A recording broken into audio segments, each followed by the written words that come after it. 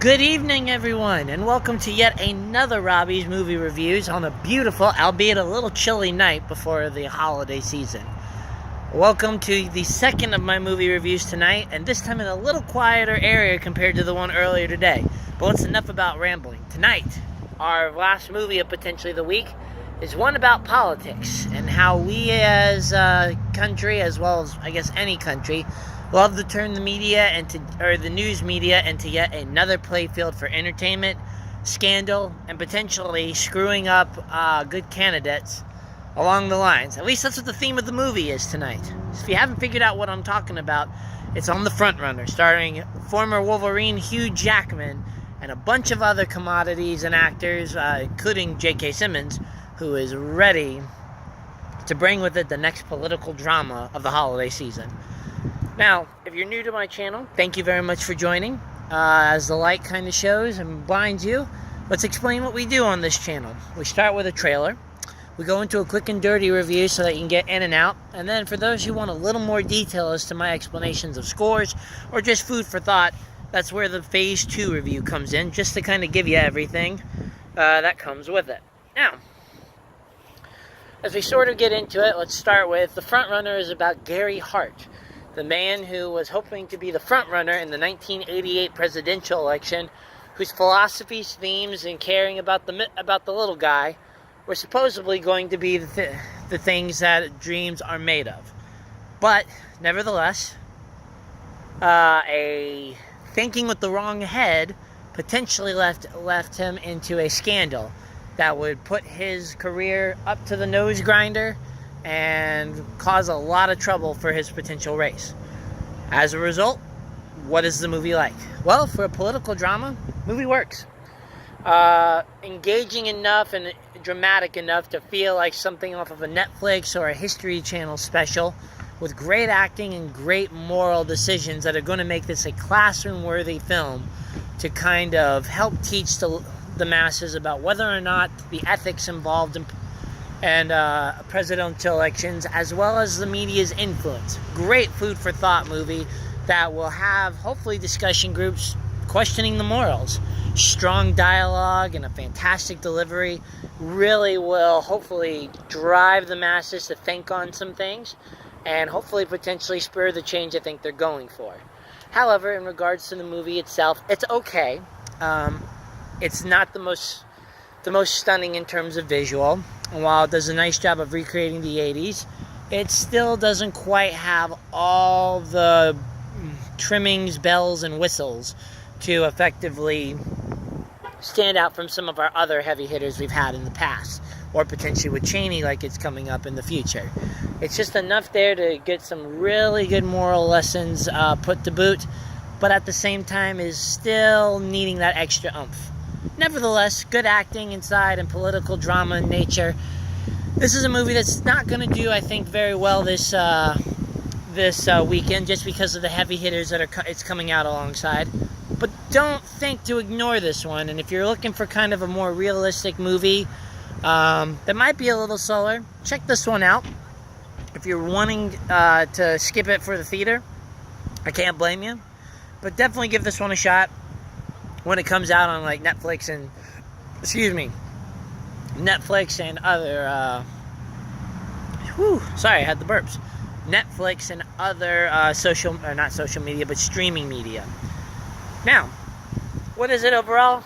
In terms of political drama, I think is what I'll have to call it. Probably biography.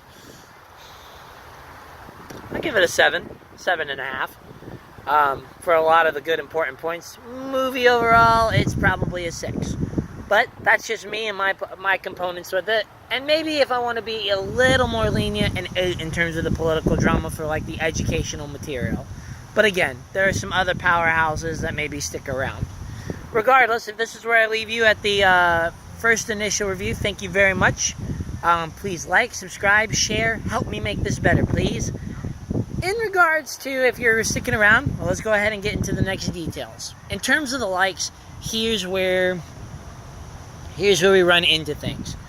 The likes start with, of course, the acting, which is probably the central pillar of where a lot of the character of this movie comes from. Hugh Jackman just does a fantastic job of bringing a presidential candidate to life. After watching him on Jimmy Fallon the other day, his ability to copy an American accent is amazing. His passion for the role in terms of being put in this statement is phenomenal. And when it comes to essentially looking into when it essentially comes to looking the part, a very good nod to him.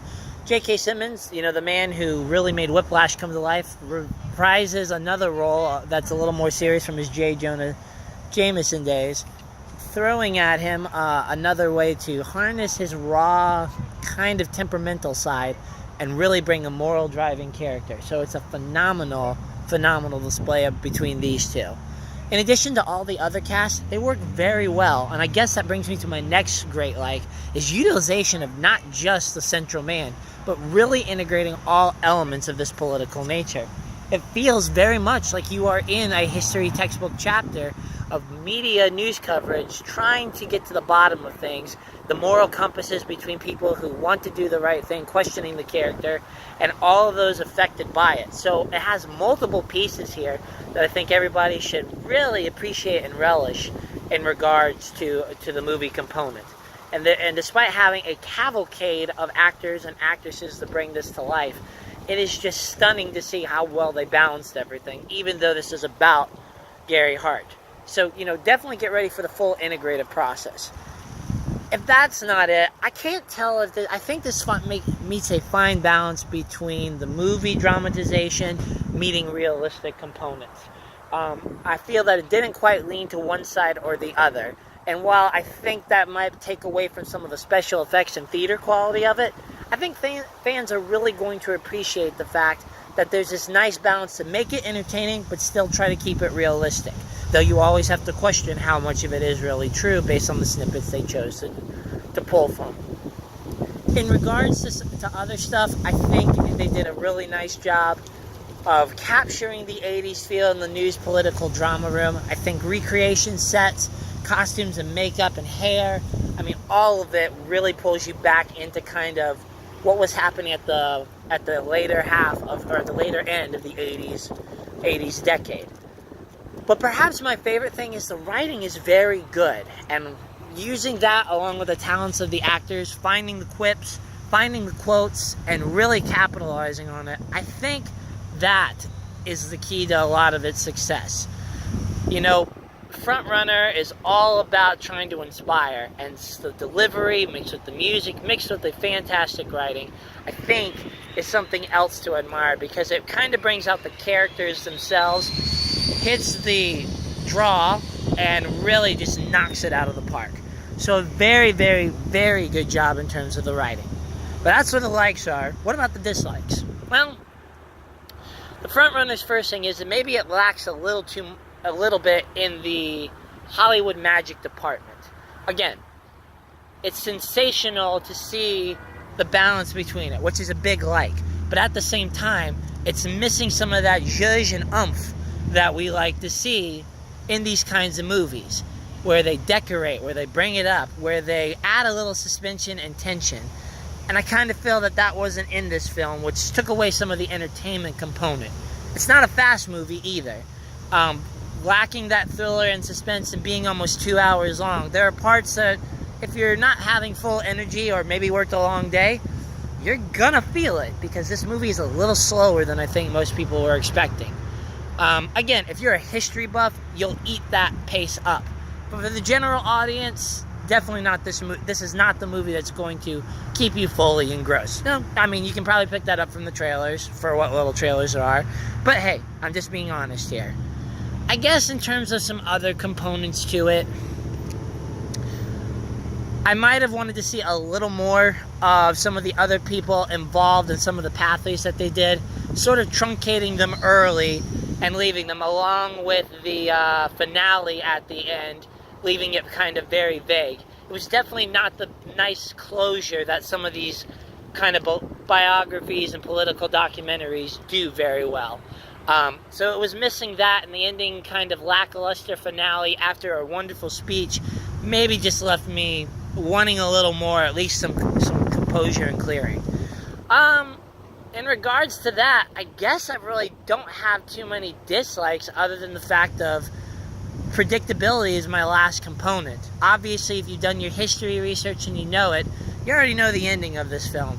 So that kind of pulls you back a little bit more, which means maybe the younger audience members, the middle school and the high school history buffs will enjoy getting that detailed side of it.